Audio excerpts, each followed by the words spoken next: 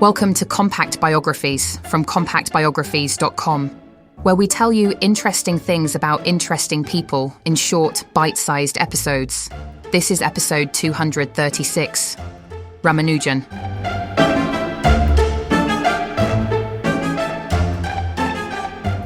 Srinivasa Ramanujan did not look like a revolutionary. He was quiet, slight, and intensely private. He did not argue for his ideas in lecture halls or defend them in academic journals. He simply wrote them down, as if recording something already complete. His mathematics appeared without derivation, without explanation, without apology. To many who first encountered it, the work looked impossible, even mystical.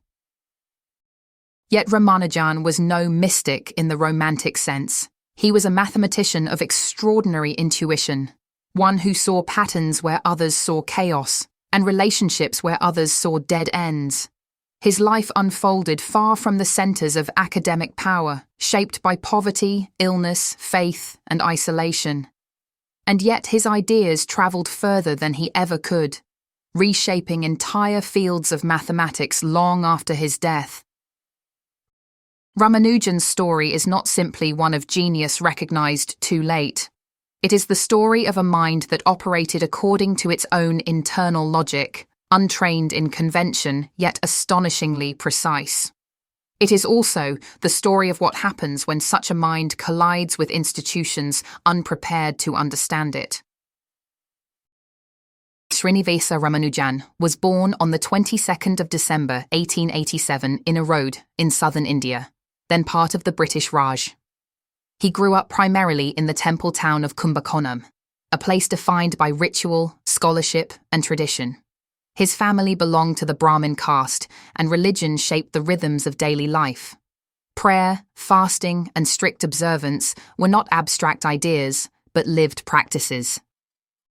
From early childhood, Ramanujan displayed an unusual relationship with numbers. He did not experience mathematics as a set of rules to be memorized. He treated it as a landscape to explore. Numbers were not inert symbols, but active entities that behaved in patterned, sometimes surprising ways. At school, his talent was unmistakable. Teachers quickly realized that he required little instruction in arithmetic or algebra. He absorbed concepts rapidly and often moved far beyond the syllabus. Yet this brilliance came with imbalance. Subjects that did not involve mathematics failed to hold his attention. He neglected them, not out of rebellion, but indifference. This imbalance would later prove costly. Ramanujan's education rewarded breadth, not obsession, and institutions were not designed to accommodate minds like his. At the age of 16, Ramanujan encountered a book that altered the course of his life. It was a compendium of mathematical results, listing hundreds of formulas with minimal explanation. To most students, it would have been nearly useless. To Ramanujan, it was revelatory. He treated the book not as an endpoint, but as a beginning. Each result became a puzzle. He attempted to recreate proofs from scratch, often arriving at methods entirely unlike those used by professional mathematicians. In the process, he discovered new results of his own. Mathematics became a solitary pursuit. Ramanujan worked obsessively, often late into the night, covering slate boards and paper with equations. He derived identities in number theory, infinite series, and continued fractions, fields that would later define his reputation. This was not formal research in the modern sense. Ramanujan was not guided by academic problems or peer review. He followed intuition. Ideas arrived suddenly, often fully formed. He recorded them immediately, fearing they might vanish as mysteriously as they appeared. Ramanujan's brilliance did not translate into security. His failure to complete formal degrees cost him scholarships. Without qualifications, he struggled to find stable employment. For long periods, he lived in poverty, dependent on friends and patrons who recognized his talent but could offer limited support. During those years, Ramanujan's notebooks became his world. They were not tidy research journals in the way a modern mathematician might keep them. They were closer to a private map of a landscape only he could see. Pages filled quickly, sometimes with multiple ideas jammed into the same small space. Results were written one after another, with little comment and almost no explanation of how he arrived there. To an outsider, it could look like madness. To Ramanujan, it was perfectly natural. He worked with whatever tools were available. Paper was not always abundant. He often used slate, writing and rewriting until an idea felt complete, then copying the final form into his notebooks. This constant cycle of trial, erasure, and reappearance shaped the style of his work. He did not treat mathematics as a slow march from definition to theorem. He treated it as something alive, something that could be approached from different directions until the shape of the truth revealed itself. What made this difficult for others was not just the lack of proofs, but also the lack of conventional scaffolding. Ramanujan often wrote down results in their most elegant, compressed form. He preferred the finished jewel, not the workshop notes. If a series collapsed into something astonishingly simple, he wrote the simple form. If a pattern held across many cases, he recorded the pattern rather than labouring over how he tested each one. He was not trying to hide his method, he simply did not experience method in the same way others did. There is also the question of why he rarely wrote proofs. Part of the answer is practical. He was self-taught and lacked the formal training that emphasised proof writing as the central currency of mathematics. But part of the answer is also psychological. Ramanujan's intuition was so strong that many results felt self-evident to him. When he sensed a relationship between numbers, he often felt it with the certainty other people reserve for physical facts like gravity or the sunrise. Proof for him was sometimes a secondary activity, something you did for other people, not for yourself. Yet he was not careless. Over and over again, later mathematicians would discover that his results were correct, even when they looked unbelievable at first glance. He was doing something that resembled verification, but he did it internally through intense mental testing and pattern recognition, rather than through the step-by-step proof style the Western tradition demanded. In some ways, his notebooks were a kind of bridge between two worlds. They carried deep mathematical truths from one mind into a wider community, but they did not translate themselves. The notebooks were messages without a key. For decades, other mathematicians would devote years of their lives to building that key, line by line, theorem by theorem, turning Ramanujan's private visions into public knowledge. Ramanujan was a devout Hindu, and his religious beliefs were inseparable from his mathematics. He believed that mathematical truths were revealed rather than invented. He spoke of insights coming to him in dreams, often attributing them to the Hindu goddess Namagiri. To modern ears, this language can sound mystical, yet Ramanujan was not careless. He tested his results rigorously. If a formula failed, he discarded it. His belief in divine inspiration did not replace verification, it coexisted with it. This synthesis of faith and intellect baffled Western mathematicians later in his life. For Ramanujan, there was no contradiction. Mathematics was not merely abstract reasoning, it was a reflection of a deeper order. By his early 20s, Ramanujan faced a paradox. He had produced extraordinary work, yet lacked any mechanism to share it. Local recognition was insufficient. Indian institutions offered little support for pure mathematics, especially for someone without credentials. Encouraged by friends, Ramanujan began writing letters to mathematicians abroad. Most went unanswered. Some recipients dismissed him as an eccentric amateur. The results were too unconventional, too unsupported, too strange. Then one letter reached the right person. In 1913, Ramanujan wrote to a leading mathematician at Cambridge, enclosing several pages of results. The recipient, Godfrey Hardy, immediately sensed something extraordinary. Hardy and a colleague examined the formulas carefully. Some were known, a few were wrong, but many were neither known nor obviously false. They were original, deep, and unsettling in their originality. Hardy understood that he was dealing with a mind of the highest caliber, one operating outside conventional training, but capable of extraordinary insight. Within months, arrangements were made for Ramanujan to travel to England. Ramanujan arrived in Cambridge in 1914. The transition was traumatic. Cambridge was not only intellectually different from India, it was emotionally different. In Kumbakonam, Ramanujan had lived within a familiar rhythm of family, temple, and community, even if he was intellectually isolated. But in Cambridge, he was also physically alone. The streets were cold, the rooms drafty, the social codes unfamiliar. People spoke quickly, with humour and references he did not share. Even ordinary tasks like finding food became complicated. He tried to maintain a strict vegetarian diet rooted in religious practice and personal conviction. In wartime England, suitable food was not always available. He became thinner, weaker. Small discomforts accumulated into daily strain. The cold seemed to settle in his bones. For someone already prone to illness, the climate alone could have been punishing. There was also the deeper loneliness of cultural separation.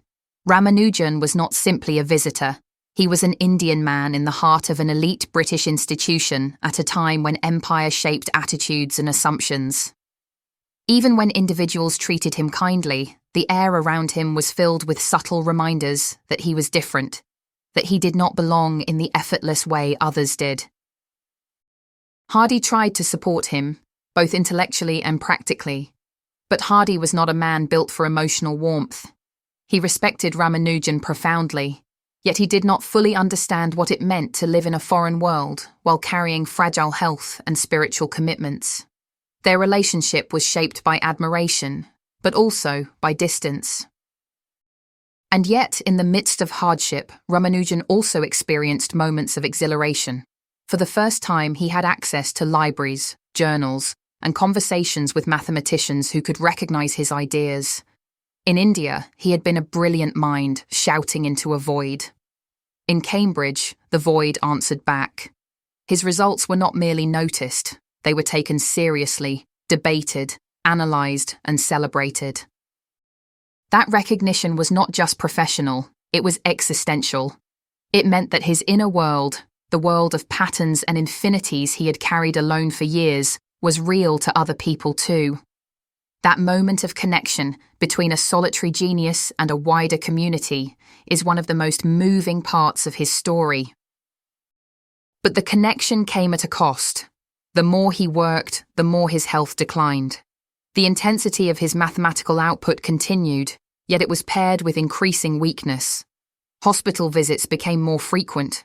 There were days when he could not work, and the frustration of that limitation haunted him. His mind still raced, but his body could not keep pace. It is painful to imagine the contrast. A man who could see extraordinary structures in numbers struggling to climb out of bed, struggling to eat, struggling to keep warm. Cambridge offered intellectual belonging, but it could not provide physical comfort. For Ramanujan, the greatest years of recognition were also the years when his health began to break. It can be tempting to describe Ramanujan's work as simply brilliant, but that word can become a fog. The real question is, what was he actually doing when he filled those pages? Much of his work lived in number theory, which is sometimes described as the study of whole numbers and their hidden relationships. On the surface, whole numbers look simple. They are the first things children are exposed to when they learn to count. Yet number theory is full of deep puzzles because these simple objects behave in surprisingly complex ways. Ramanujan was drawn especially to patterns that repeat, patterns that look chaotic until you view them from the right angle. He worked on partitions, which is the question of how many ways a number can be written as a sum of other numbers. For example, the number 5 can be broken into 7 partitions: 5, 4 plus 1, 3 plus 2, 3 plus 1 plus 1, 2 plus 2 plus 1, 2 plus 1 plus 1 plus 1, and 1 plus 1 plus 1 plus 1 plus 1. That seems like a small curiosity until you realize that partitions explode in complexity as numbers grow. They become a universe of hidden structure. Ramanujan found formulas and relationships within that universe that seemed to cut through the chaos. He also worked obsessively with infinite series, expressions that add together endlessly. Many mathematicians treat infinite series cautiously because they can behave badly if handled without care. Ramanujan treated them like instruments, as if he could hear when a series was right, in the way a musician hears when a note is in tune. He produced identities that linked infinite sums to clean constants and elegant expressions. Some of those identities later became central to fields that did not exist during his lifetime, including areas connected to modern physics. Then there were his continued fractions, expressions that nest inside themselves, creating patterns that can go on forever. Continued fractions can look like mathematical ornaments, but they have serious power. They can approximate numbers with incredible accuracy and reveal hidden properties of functions. Ramanujan's continued fractions often appeared in forms no one had seen before, and mathematicians later found they were connected to deep structures, now studied in modular forms and complex analysis. One reason his work struck Hardy as extraordinary was that Ramanujan seemed to arrive naturally at ideas that were, at the time, at the frontier of mathematical research. He did not simply stumble into one brilliant result. He produced them repeatedly, across different areas, with a distinctive style, elegant and compressed. It was as if he had built an entire private mathematical culture, complete with its own instincts and landmarks. But the cost of this style was that his work could look like pure magic to the uninitiated. Without proofs, even correct results can resemble guesswork. Hardy's significant contribution was not simply bringing Ramanujan to Cambridge. It was providing an environment in which Ramanujan's intuition could be tested, formalized, and presented in a way that the wider mathematical world could use. And even then, much of Ramanujan's brilliance remained ahead of its time. Some results were like seeds planted in soil not yet ready. They would not fully bloom until decades later, when new mathematical language and tools finally made it possible to understand what he had seen. The First World War cast a shadow over Ramanujan's time in England. Food shortages worsened his health. He suffered from recurring infections, exhaustion, and depression. Hospital stays became frequent, yet even in illness, he continued to work.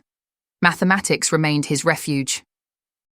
Hardy later reflected with regret that Cambridge, for all its recognition, may have shortened Ramanujan's life. The environment that nurtured his mind also taxed his body beyond endurance. In 1919, gravely ill, Ramanujan returned to India. He was only 31. His health never recovered. Confined to bed, he continued to work obsessively. During this final period, he produced results of astonishing depth, including formulas that would later prove central to modern mathematics. These final notebooks were not prepared for publication. They were private records, written as if he were racing against time to preserve what he could still see. Ramanujan died on the 26th of April 1920 at the age of 32. His death passed with little public notice outside academic circles. At the time, few fully understood the magnitude of what had been lost. In the decades following his death, Ramanujan's notebooks became objects of fascination. Mathematicians spent years verifying, proving, and extending his results. Many were found to be astonishingly correct. Later discoveries revealed additional notebooks containing results that anticipated entire branches of mathematics not yet developed during his lifetime. Ramanujan's influence grew rather than diminished. His ideas resurfaced in modern physics, computer science, and number theory, often in contexts he could never have imagined. Ramanujan challenges conventional ideas about intelligence. He was not systematically trained. He did not follow accepted methods. He worked largely alone. Yet his insight rivaled that of the greatest mathematicians in history. His life raises uncomfortable questions about how many minds like his are lost due to poverty, isolation, or institutional rigidity. Srinivasa Ramanujan saw mathematics differently. Where others built carefully, he leapt. Where others proved, he revealed. His life was short, difficult, and often lonely. Yet the ideas he left behind continue to shape mathematics more than a century later. Ramanujan reminds us that genius does not always arrive neatly packaged, that insight may emerge far from centers of power, and that truth sometimes appears before we know how to explain it. He sought no fame and demanded no recognition. He sought only to understand, and in doing so, he gave the world a glimpse of infinity through the work of one extraordinary mind. That brings us to the end of this episode of Compact Biographies, part of the Compact Histories Network. If you enjoyed it, please follow or subscribe wherever you're listening so you don't miss any future episodes, and consider leaving a rating or review, as it really helps new listeners find the show. You can find more episodes at compactbiographies.com, where you can also explore our other podcasts covering history, warfare, disasters, mysteries, and true crime. You can also follow us on Facebook, Instagram, and Pinterest. Finally, please consider supporting the show directly by buying us a coffee. Head on over to compacthistories.com/biographiescoffee to see how. Thanks for listening, and I'll see you next time.